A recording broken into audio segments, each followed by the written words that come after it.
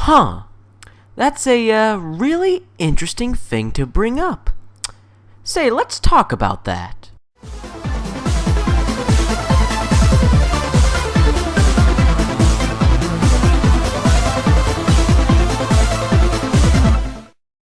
Hey, hi, how you doing? This is the Gamertron and welcome back to the Gamertron Show.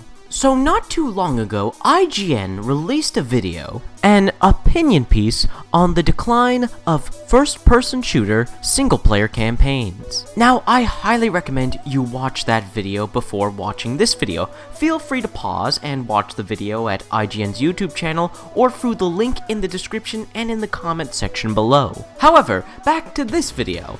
I'd like to share my perspective on this whole first-person shooter single-player campaign dying thing. Because while the IGN video certainly makes some solid points, I think there are a few issues and factors that were not accounted for. First off, there are in fact some first-person shooter campaign games coming out in the near future. Some examples being Deus Ex: Mankind Divided, Shadow Warrior 2, Homefront: The Revolution, and of course, Doom. I'm also kinda sure that there's probably more FPS campaign games that just haven't been announced yet. However, I do get what is being said in the IGN video. More and more games are focusing more and more on multiplayer, which in my honest opinion is kind of stupid. Because here's the thing, multiplayer games come and go, and while there are some multiplayer games that gain a strong following and fan base, the vast majority of video game players out there like to move from one multiplayer game to the next. And so making your game, whether it be AAA or indie, making it multiplayer only, I think is, well, the equivalent to shooting yourself in the foot. Because when you have no offline mode, when you have no single-player mode, when you have nothing for gamers, for players, for your customers to fall back on when they have a bad internet connection, when they want to play your game but they don't want to put up with other people, or when people eventually stop playing the game, it just makes your game less appealing, and it adds a limited lifespan to your game. However, the video games that do have single player, whether it be through an offline mode battling against the AI, or an actual fully fledged story single player campaign, those games are immortalized. They cannot die. Because those games do not rely on servers and multiple people playing the same game at the same time. However, I also can't deny that not dividing your resources, because a lot of these games that have multiplayer and single-player campaigns, these first-person shooter games, there are instances where either one of the game modes suffer, because resources and time had to be diverted into both these modes. And there's always the possibility that one mode may not be as fleshed out or complete as another one due to the splitting of resources. And we have seen what can happen when a team of developers solely work on one game mode and perfect it.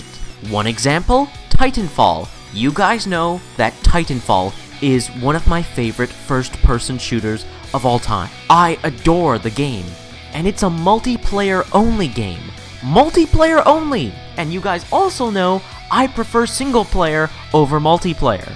That is a testament to the quality of Titanfall. Since the development team were able to solely focus on the multiplayer, they were able to perfect it through the gameplay, the mechanics, the balancing, map design, so on and so forth.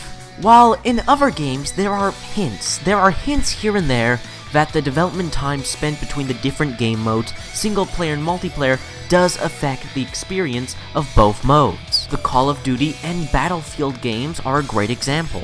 You can tell the budget was really split between the two different game modes, as certain aspects of both modes seem to rise and dip in terms of quality and polish. To give a hypothetical example, while one half of the dev team is busy working on the animations and set pieces for the single player half of the game, the other half of the dev team working on the multiplayer has to manage what budget they have left after diverting so much attention to the single player, and the animations and the set pieces don't have as much time to give the same level of detail into the multiplayer.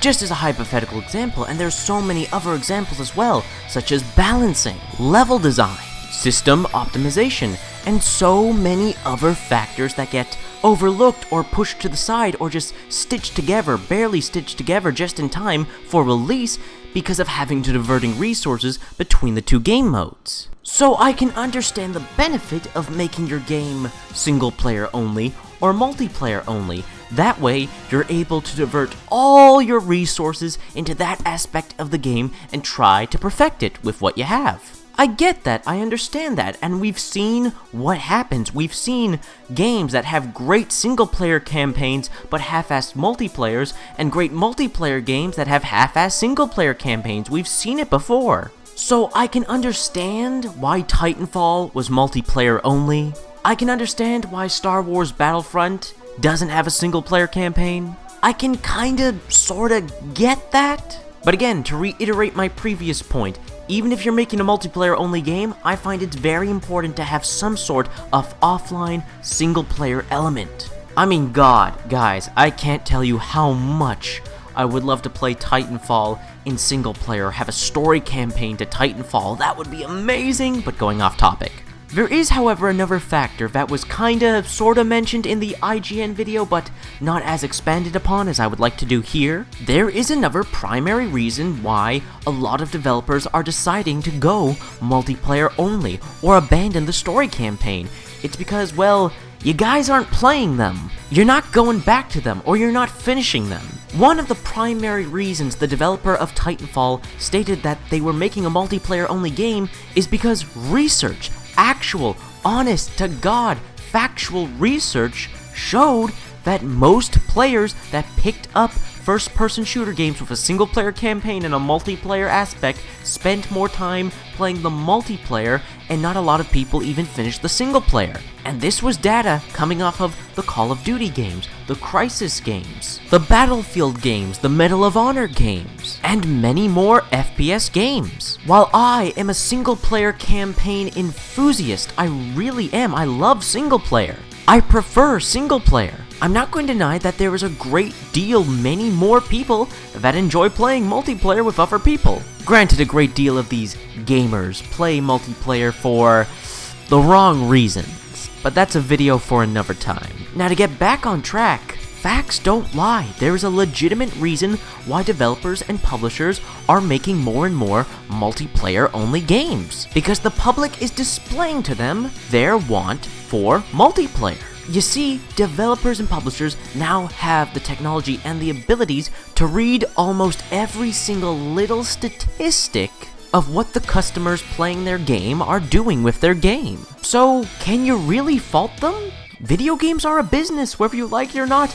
This is a business. And part of being a business is providing the public with what they want, supply and demand. And right now, the demand is multiplayer. And right now, us single-player campaign folk, we're getting left in the dust. But hey, that's also partially our faults. And here's the last thing I wanted to go over in this video. If you guys want single-player campaigns back, you gotta show it.